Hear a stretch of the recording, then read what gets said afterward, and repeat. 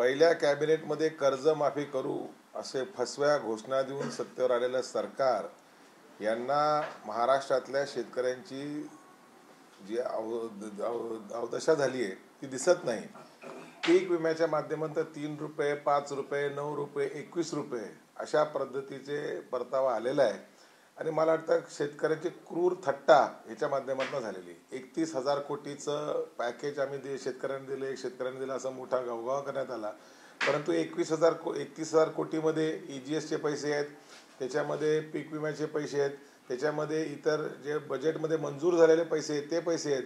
स्वतंत्रपणे शेतकऱ्यांच्यासाठी कुठलाच दिलासा देणारा पॅकेज विद्यमान सरकारने दिलेलं नाही.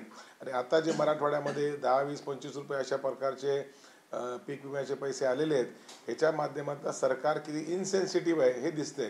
मला वाटतं पीक विम्यासाठी जे आपण इन्स्टॉलमेंट भरले, त्याच्यामध्ये जे प्रीमियम भरलं, त्याच्यामध्ये काही लोकांनी कमिशन नक्कीच घेतलेले असणार, कारण त्याच्याशिवाय अशा पद्धतीचं दडपण हे सरकार ह्या पीक विम्यामध्ये का आणू शकत नाही हा प्रश्न आहे.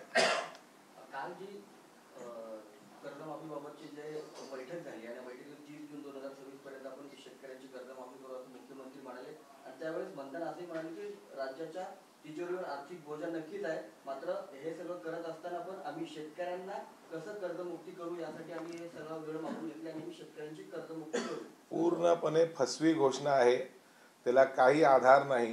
कर्जमाफी जर करायची असती तर साहेबांनी आणि मनमोहन सिंग सरकारने ज्या पद्धतीने 70,000 कोटीची कर्जमाफी केली ते पहिल्या कॅबिनेटमध्ये करता आली असती.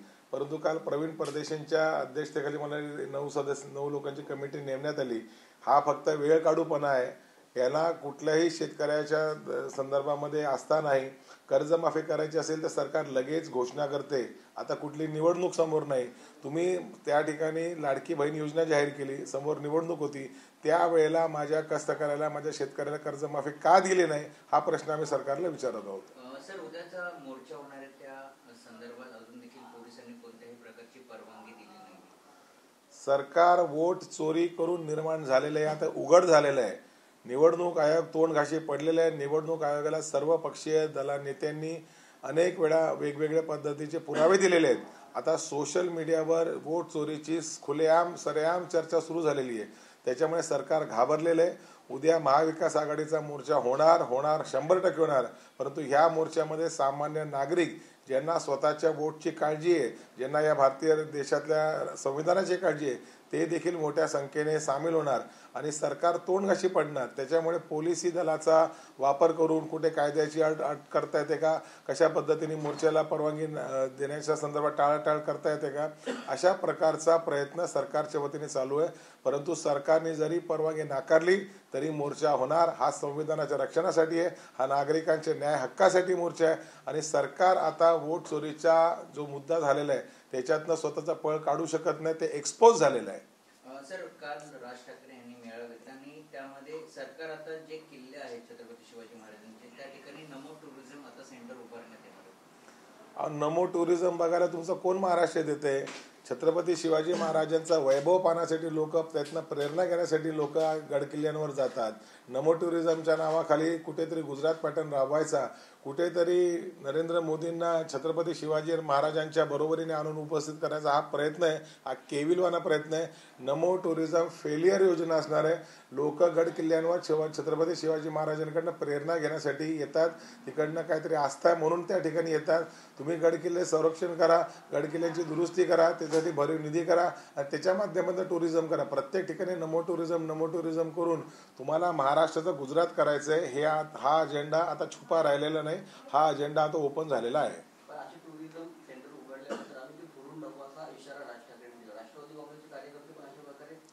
छत्रपती शिवाजी महाराजांच्या नावासमोर दुसरं कुठलंही नाव येता कामा नाही. छत्रपती शिवाजी महाराजांचंच नाव असलं पाहिजे. त्यांच्या नावाने टुरिझम करा ना. महाराष्ट्राची अस्मिता काय आहे, महाराष्ट्राची ओळख काय आहे?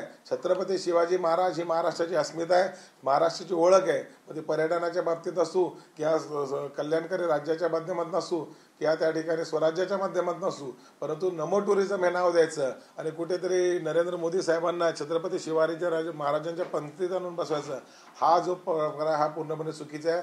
राज ठाकरे साहेबांनी जी स्टेटमेंट दिली ती अतिशय योग्य, आम्ही त्याचं समर्थन करतो. राज ठाकरे यांनी जे म्हटलेलं आहे की असं जर खाली डाव्या बाजूला उजव्या बाजूला कुठेही चालणार नाही. जर असे केंद्र कुठे उभारले गेले तर ते ताबडतोब फोडून टाका असं जे त्यांनी म्हटलेले आहे. तर याचं तुम्ही समर्थन करता का? राज ठाकरे साहेबांनी त्यांच्या पक्षाच्या मेळाव्यामध्ये त्यांच्या कार्यकर्त्यांना ज्या सूचना दिल्या हा त्यांच्या कार्यकर्त्यांपुरते असल्या, परंतु महाराष्ट्राच्या जनतेला त्यांचं ते वाक्य आवडलेलं आहे. नमो टुरिझम हे महाराष्ट्राच्या जनतेला आवडलेलं नाही. लोक काय भूमिका घेतील आज सांगता येणार नाही. माझी नम्रतेने हात जोडून सरकारला विनंती आहे की नमो टुरिझमचा फॅड तुम्ही काढून टाका. छत्रपती शिवाजी महाराजांची तुलना कोणासोबत करता येणार नाही. लोक गड किल्ल्यावर फक्त छत्रपती शिवाजी महाराजांकडे इन्स्पिरेशन घेण्यासाठी जातात, तिकडे नमो टुरिझम हे फॅड चालणार नाही. नवी मुंबईमध्ये जर आपण बघितलं मतदार यादीमध्ये मोठ्या प्रमाणात रोज दिसते. पतीचं नाव र आहे तर पत्नीचं नाव ह आहे. शौचालयामध्ये ती नावं देखील मतदार यादीमध्ये तो ऍड्रेस दिला आहे. मला वाटतं या सगळ्या गोष्टीच्या माध्यमातून निवडणूक आयोग राज्य आणि केंद्र हे दोन्ही एक्सपोज झालेले आहेत. लोकसभेनंतर विधानसभेमध्ये हे सरकार कसं सत्तेवर आलं त्याचं ज्वलंत उदाहरण हे आहे. नव्या मुंबईच्या आयुक्ताच्या बंगल्यामध्ये जर 130 लोकांची नोंद असेल तर महाराष्ट्राची काय अवस्था असेल.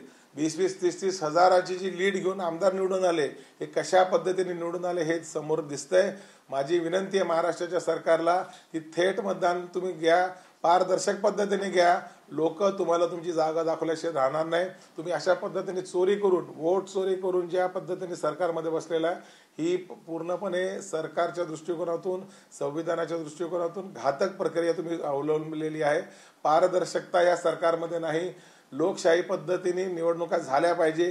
ज्या दिवशी तुमच्या रोल्स, इलेक्टोरल रोल्स बरोबर असेल त्या दिवशी घ्या, परंतु एकही चुकीचा मतदार, एकही बोगस मतदार, एकही दुसऱ्या ठिकाणचा मतदार या यादीमध्ये नको अशी आमची मागणी आहे. राज ठाकरेंनी काल डेमो दाखवला ईव्हीएम मशीनचा, कसं प्रकारचं मतदार हॅक होतं, कसं डुप्लिकेट मतदान पडलं होतं. त्यावर राज ठाकरे म्हणाले की मतदार याद्या पहिला स्वच्छ करा आणि 1 वर्षानंतर तुम्ही इलेक्शन घ्या असं देखील म्हणतात. तर राष्ट्रवादीची काय भूमिका आहे? मतदार यादी स्वच्छ झालीच पाहिजे ही गोष्ट काळ्या दगडावरची रेख आहे. त्याच्या दृष्टिकोनातूनच उद्याचा आमचा महामोर्चा आहे. मतदार यादी जर स्वच्छ नसेल तर काय चित्र निर्माण होणार. हेच लोक परत सत्तेवर येणार आणि हे लोक कामाच्या जोरावर नाही तर वोट चोरीच्या जोरावर परत सत्तेवर येणार. असं पूर्ण षडयंत्र महायुती सरकारच्या प्रमुख पक्षांनी आखलेलं आहे. त्याला माझी हात जोडून प्रशासनाला विनंती आहे की हे देश संविधानाच्या माध्यमातून चालतं. तुम्ही पण एक नागरिक आहात. तुम्ही जर तुमचं कर्तव्य नीट बजावलं नाही आणि चुकीच्या पद्धतीने जर लोक त्या ठिकाणी निवडून आली तर भविष्यातली पिढी आजच्या अधिकाऱ्यांना दोष दिल्याशिवाय राहणार नाही.